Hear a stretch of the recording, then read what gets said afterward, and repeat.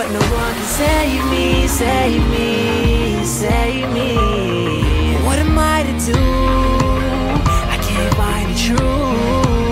Been telling so many lies to my own mind.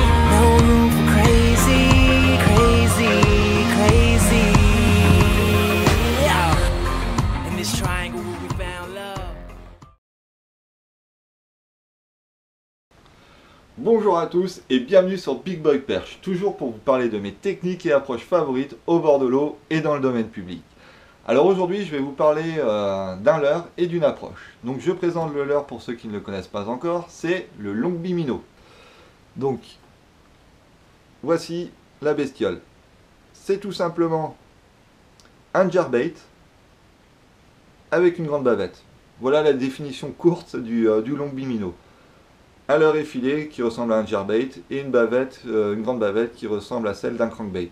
Ce qui en fait pour moi, à mes yeux, un leurre 2 en 1. C'est-à-dire que suivant l'animation, on va avoir un jerkbait ou un crankbait. Et quand on pêche du bord, moi j'évite un maximum de trop me charger au niveau de mes leurres pour éviter de m'embrouiller l'esprit.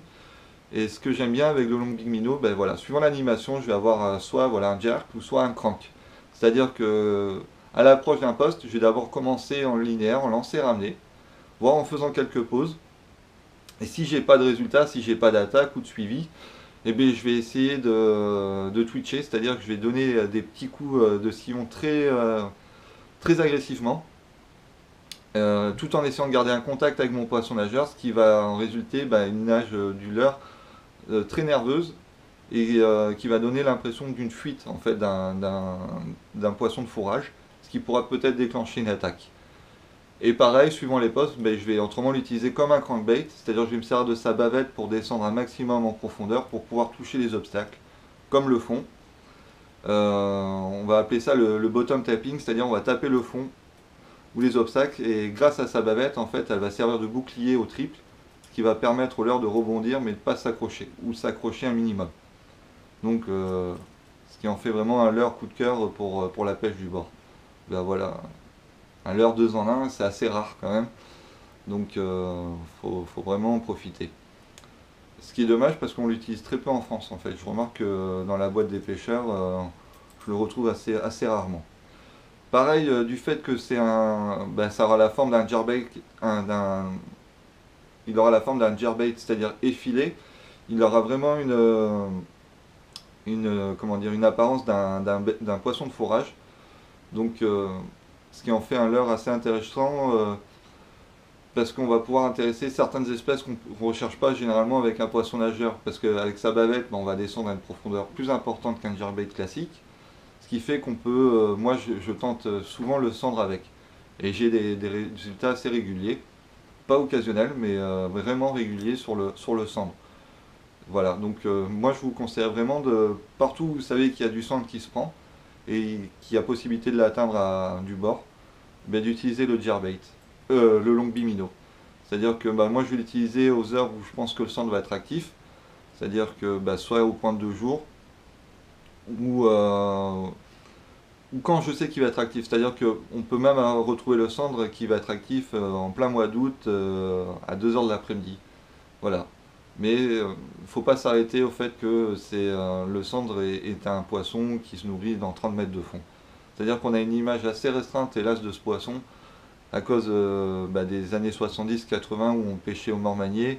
Après, où on l'a pêché énormément en vertical avec des petits leurres en bateau. Voilà, on a une vision de ce poisson assez étriquée. C'est bien dommage, parce que voilà, ça peut être un poisson très agressif, qui peut très bien chasser sous la surface de l'eau dans 1 mètre, ou même pas 1 mètre d'eau, ou en bordure, c'est-à-dire à 10 cm de la bordure. C'est vraiment un poisson, comme tous les carnassiers au final, qui va être assez polyvalent sur sa recherche de nourriture, et qui ne va pas s'arrêter à l'image qu'on s'en fait. C'est-à-dire d'un poisson assez ennuyeux, peu actif, et peu combatif, et très lunatique. C'est-à-dire que moi j'ai eu plus de refus, j'ai remarqué que c'était un poisson plus tatillon avec une approche de leurre souple de 4 pouces qu'avec des leurres durs. Pour vous donner un exemple, j'ai des prises régulières du cendre avec ce type de leurre, quoi. Voilà, c'est un poisson nageur pourtant qui descend à peine difficilement sous 1 mètre d'eau, sous la pellicule dans une profondeur d'1 mètre d'eau, et ça dérange pas du tout le cendre qui vient régulièrement taper dedans, quoi. Et pourtant mon baline c'est du 40 centièmes. Mais il aura une approche et une attaque beaucoup plus agressive que sur un leurre souple. Pareil, quand je parle d'agressivité du cendre, c'est pas celle de l'agressivité d'un cendre sur un nid. C'est-à-dire que ça va être tout au long de l'année, ça va pas être en début de saison où tu as les mâles qui protègent leur nid. C'est-à-dire que j'ai des résultats en plein mois d'août comme en septembre, octobre. Voilà.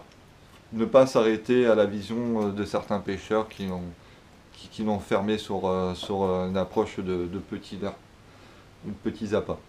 Pareil pour les leurres souples, moi j'utilise des gros leurres souples qui sont à la base faites pour le black bass ou pour le brochet, des gros swing bait.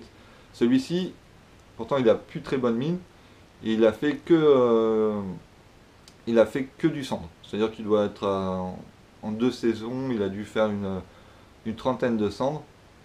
Et pourtant, voilà, baline minimum en 40 centièmes. Et ça les a jamais rebutés. Au contraire, j'ai toujours eu des grosses attaques, des attaques assez agressives.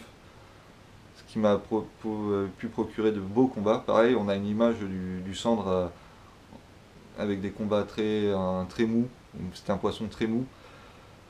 Et en fait, non, pas du tout. C'est-à-dire que c'est sûr que si on le fait dans 30 mètres d'eau, quand on va ramener le poisson, il va pas du tout avoir très bonne mine, quoi. Il va plutôt avoir sa vessie natatoire au bord de la gueule. Il sera plus en train de mourir que combattre. Alors que si on le fait sous la surface de l'eau, je peux vous dire que les cendres peuvent faire de très très beaux combats. J'ai eu de très belles surprises avec des cendres, comme j'ai été très déçu de certains gros brochets, quoi. Voilà. C'est pas du tout le cendre comme certains disent, la serpillière qui combat pas du tout.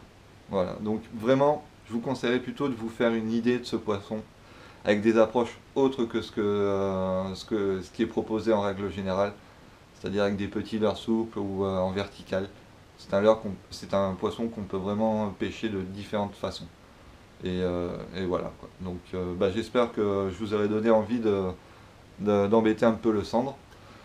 Et je vous souhaite un bon visionnage et je vous dis à plus tard.